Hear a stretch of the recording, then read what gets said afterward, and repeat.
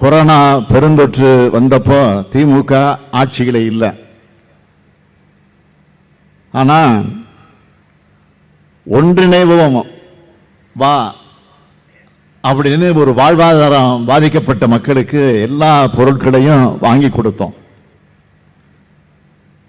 பல ஊர்களை உணவு கூடங்களை வச்சு உணவு வழங்கணும். திமுக ஆட்சிக்கு வந்தப்பவும் கொரோனா இருந்துச்சு.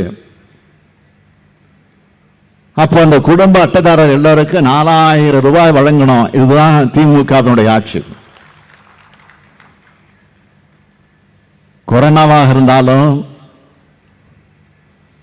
வரலாறு காணாத புயல் வெள்ளமாக இருந்தாலும் மக்களுடைய துயரங்கள் தீர்த்து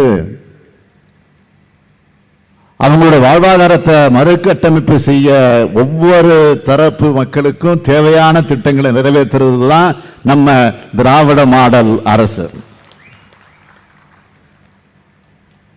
சும்மா பாதிக்கப்படும் போது மட்டும் பார்த்துட்டு போறவங்க நாங்க இல்லை.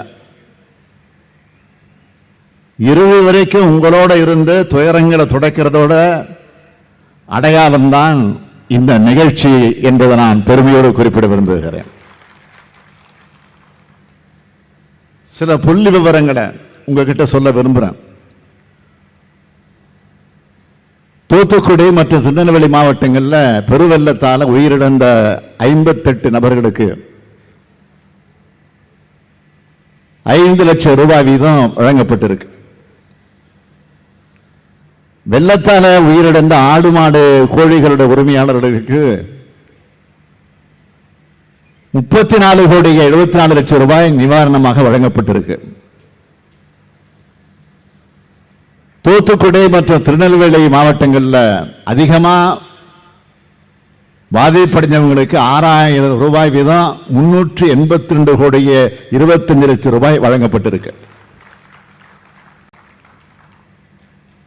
அதே போல மிதமா பாதிக்கப்பட்டவங்களுக்கு 1000 ரூபாய் வீதம் 35 கோடி 92 லட்சம் ரூபாய் வழங்கப்பட்டிருக்கு.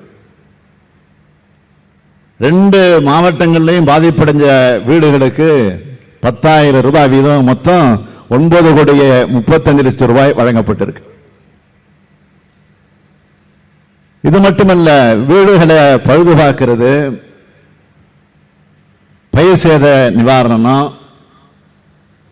சிறு வணிகர்களுக்கான சிறப்பு கடன் திட்டம், தொழில் நிறுவனங்களுக்கு கடன் உதவி திட்டம், மகளிர் சுய உதவி குழுவினுடைய கடன், மீன்பிடி படகுகளுக்கான நிவாரணம், கால்நடைகள் வாங்குறதுக்காக கடன் உதவி, உப்பள தொழிலாளர்களுக்காக தலா 3000 ரூபாய் வீதம் உதவி தொகை, பழுதடைஞ்ச வாகனங்களுக்கு காப்பீடு ஆகியவை வழங்கப்படும் நான் அறிவிச்சேன். இந்த அறிவிப்பின்படி உரிய நிதி ஒதுக்கீடு செய்யப்பட்டு இப்போ நிவாரண உதவி தொகை மற்றும் 1,79,456 பணிகளுக்கான ஆணைகள் வழங்கப்பட்டுள்ளது. செய்திகளை உடனுக்குடன் தெரிந்து கொள்ள உடனே சப்ஸ்கிரைப் பண்ணுங்க.